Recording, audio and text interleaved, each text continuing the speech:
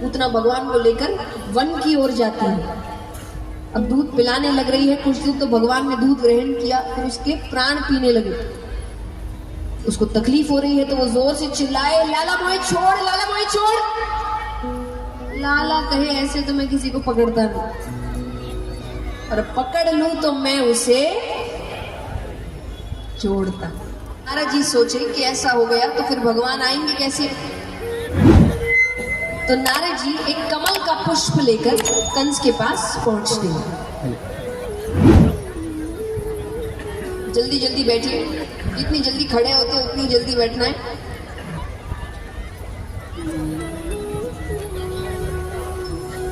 तो कमल का पुष्प लेकर कंस के पास पहुंचते हैं। अब कंस से कहे कि बताइए इसकी पहली पत्ती कौन सी है और 8वीं पत्ती कौन सी। कंस कोशिश करते हैं। कंस कहे ये कैसा प्रश्न है, इसकी तो हर पत्ती पहली और हर पत्ती 8वीं। तो नारद जी कहे तो तुम्हें क्या पता कृष्ण ने कैसी गिनती करी है, क्या पता उल्टी गिनती करी है, पहली संतान या 8वीं संतान। कंस समझ गए क्या करने की कोशिश कर रहे हैं नारद जी। कारागार के अंदर जाते हैं, बच्चे को गोद में उठाते हैं और बड़ी क्रूरता से उसकी हत्या कर देते हैं। पहली संतान, दूसरी संतान, तीसरी संतान, चौथी संतान, 5वीं संतान, 6ठी संतान, 6 संतानों को कंस मारते हैं। 7वीं संतान को भगवान देवकी माता के गर्भ से ही रोहिणी माता के गर्भ पहुंचा देते हैं। ये कौन हुए? बलदाऊ भैया। सबको लगा देवकी माता का गर्भ नष्ट हो गया। अब बारी आती है 8वीं संतान। मौसम ही अलग है। पहला महीना गुजरता है, दूसरा महीना गुजरता है, सावन का महीना आता है, मोटी मोटी बूंदें बरस रही है, मोर नृत्य कर रहे हैं, आइए प्रभु जल्दी आइए। पर भगवान ने पूरे 9 महीने नहीं लिए, समय से पहले जन्म लेते हैं। मध्य रात्रि में, कृष्ण पक्ष में, रोहिणी नक्षत्र में, कारागार के अंदर मथुरा में छोटे से प्यारे से श्री कृष्ण जन्म लेते।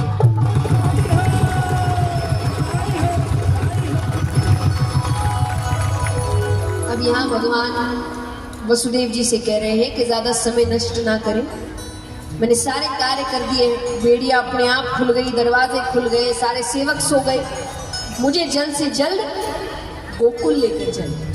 वहाँ नंद बाबा का घर है, यशोदा मैया का घर है, यशोदा मैया के पास कन्या सो रही होगी, कन्या को उठाना और मुझे वहाँ सुलाना। तुमको टोकरी में लेकर वसुदेव जी जाते हैं, कन्या को उठाते हैं और भगवान को वहाँ सुला देते हैं। वापस आ गए। वापस आते हैं, बेड़िया अपने आप लग गई, दरवाजे बंद हो गए, सेवक नींद से जागते हैं तो कन्या के रोने की आवाज आती है। तो कंस से जाकर कहा कि कन्या हुई है। कंस कहे कन्या मेरा क्या बिगाड़ लेगी, पर खतरा क्यों मोल ले। तो जाते हैं, कन्या को उठाते हैं और जैसे हर बच्चे को मारने की कोशिश की थी, कन्या को मारने लगते हैं कि वो कन्या आकाश मार्ग पर चली जाती है। कन्या कहे मूर्ख कंस, तेरा काल तो कब का गोकुल पहुंच गया, अब अपने दिन गिनने शुरू कर दो। अब यहाँ पर नंद बाबा ने बहुत बड़ा उत्सव मनाया। अब देखिए उत्सव तो सभी मनाते हैं, आपके घर में भी खुशखबरी होगी, आप भी उत्सव मनाएंगे, हाँ कि ना।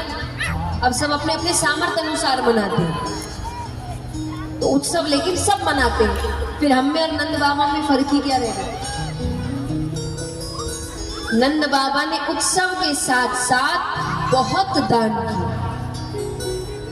उन्होंने 2 लाख गाय दान में। उस वक्त दूध दही माखन का कार्य था, जिसके पास जितनी ज्यादा गैया वो उतना धनवान। तो उन्होंने 2 लाख गाय दान में। जिनको वस्त्र चाहिए था वस्त्र दिया, धन चाहिए था धन दिया, अन्न चाहिए था अन्न दिया, सबको प्रसन्न किया। सब इतने प्रसन्न थे मानो उनके घर लाला हुआ। और जैसा मैंने कहा, भगवान ने अपना बचपन बहुत अच्छे से जिया, बहुत लीलाएं करी, बड़ी शरारतें करी। भगवान ने तो सोचिए बड़े होने का भी इंतजार नहीं किया। अभी भगवान नंद बाबा के घर पहुंचे हैं, कुछ ही दिन हुए हैं, इतने छोटे हैं भगवान कि इतना छोटा बच्चा अपने आप करवट भी नहीं बदलता। अब नंद बाबा एक बार कमरे के सामने से जा रहे, भगवान कमरे में सो रहे थे। भगवान ने सोचा थोड़ी लीला करी जाए, बड़े दिन हो गए, कोई आश्चर्य में नहीं गया। जैसे ही नंद बाबा सामने से जा रहे थे कि भगवान ने अपनी करवट बदल दी। अब भगवान से प्रेम देखिए, नंद बाबा की जब नजर पड़ी भगवान को अपने आप करवट बदलता दे, उन्होंने उसी बात पे उत्सव रखा। अभी जन्म के उत्सव से लोग घर पहुंचे ही नहीं थे कि दूसरे उत्सव का निमंत्रण चला गया। अब बाकी सब पूछे कि भाई किस बात का उत्सव है। नंद बाबा कहे लाला ने अपने आप करवट बदल ली। और अब आपको लग सकता है चलिए माता पिता है, माता पिता थोड़े दीवाने होते, माँ बाप तो इतने दीवाने होते कि उनका बच्चा बॉटल यहाँ से यहाँ रख दे वो उसी में नाचने लग जाए। कितना बड़ा काम कर दिया, कितना बड़ा काम कर दिया। माँ बाप तो होते ही ऐसे, लेकिन यहाँ तो ब्रजवासी भी उतने ही पागल।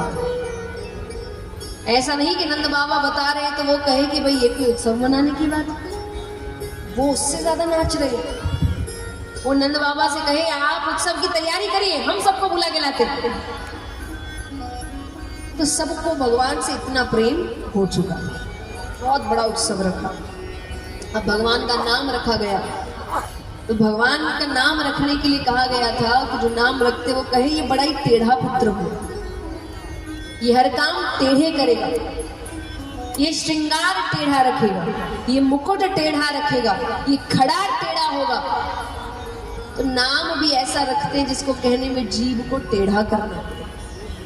तो भगवान का नाम रखा कृष्ण।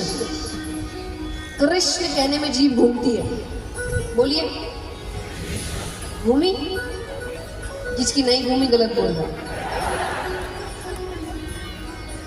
मतलब हाँ, उच्चारण ऐसा ही है, अगर उच्चारण सही करेंगे तो जीभ घूमेगी। उनका नाम ही इसलिए रखा गया था, तो उनका नाम रखा कृष्ण। तो बड़ा ही टेढ़ा पुत्र हुआ। अब कंस के पास चलते हैं। कंस को पता चलता है तो कंस कहे पैदा हो गया तो कितनी जल्दी पैदा हो गया अब तो मुझे नहीं पता। तो एक दैत्यों की सभा बुलाते हैं, उसमें से पूतना नामक राक्षसी को चुना। अब वो कहे ब्रज में 6-6 महीने के जितने बालक हैं सबको मार दो। तो सुंदर स्त्री का वेश बनाकर स्तनों पर विष का लेपन करके पहुंचती है, बच्चों को एकांत में ले जाए और दूध पिलाने के बहाने उनकी हत्या कर। भगवान ने योग माया को आदेश दिया, कैसे सारे बच्चे चले गए तो मैं खेलूंगा किसके साथ, मेरे पास लेके आओ उसको। तो योग माया पूतना के मस्तक पर बैठती है और वो अपने आप भगवान के घर की ओर चलने लगती है। अब पहले वो घर के बाहर से देखे इस घर में बच्चा है कि नहीं, तो खिड़की पर आई है, यशोदा मैया अपने घर के आंगन में बैठी है, भगवान को दूध पिला रही है। भगवान ने पूतना के आते ही अपने नेत्र बंद कर दिए। पूतना के लिए बड़े सुंदर तरीके से भगवान एक कि हर लीला में सीखे। पूतना भगवान को लेकर वन की ओर जाती है। अब दूध पिलाने लग रही है, कुछ दिन तो भगवान ने दूध ग्रहण किया, फिर उसके प्राण पीने लगे। उसको तकलीफ हो रही है तो वो जोर से चिल्लाए, लाला मोहे छोड़, लाला मोहे छोड़। लाला कहे ऐसे तो मैं किसी को पकड़ता नहीं, और पकड़ लूं तो मैं उसे छोड़ता। और ये अच्छा बुरा दोनों में ही है। अच्छाई में भी भगवान जल्दी से अपनाते नहीं, बड़ी परीक्षाएं लेते हैं, हाँ कि ना। किसी भी भक्त को भगवान जल्दी से अपना नहीं बनाते, बहुत परीक्षाएं लेते हैं, लेकिन अगर आपने वो परीक्षाएं पास कर ली तब भगवान कहते अब मैं इसे छोड़ता, कोई भी परिस्थितियों में इसका हाथ नहीं छोड़ूंगा। तो भगवान ने पूतना वध किया। अब यहाँ पर जब ब्रजवासी आते हैं तो देख रहे हैं एक राक्षसी का शरीर पड़ा है जिसके ऊपर छाती पर छोटे से भगवान बैठे हैं। कहते हैं कि जब यशोदा मैया ने ये दृश्य देखा तो माता पिता क्या करेंगे जब एक राक्षसी के ऊपर अपने बच्चे को देखेंगे? बताइए, सबसे पहला काम माँ बाप क्या करेंगे? हाँ, बच्चे को तुरंत उठाएंगे, हर कोई यही करेगा। यशोदा मैया ने ऐसा कुछ नहीं किया। वो जैसे ही वहां गई उनकी पहली नजर भगवान पर पड़ी, उसके बाद वो नजर हटी नहीं। भगवान इतने सुंदर लग रहे हैं, यशोदा मैया निहार रही है मेरा बेटा कितना सुंदर। उनको अभी तक वो राक्षसी दिखी नहीं, पर फिर भगवान को लगा इनका ध्यान मेरे ऐश्वर्य पे ना, कि इतना तेज एक साधारण मनुष्य के चेहरे पर हो नहीं सकता। तो भगवान रोने लग गए। तब यशोदा मैया उनको गोद में, इसके बाद कंस ने कई दैत्यों को भेजा, पर जब भगवान ने गोवर्धन लीला करी, भगवान हम सभी जानते गोवर्धन पर्वत उठाते हैं, उस दिन कंस को समझ आया मेरा काल यही है।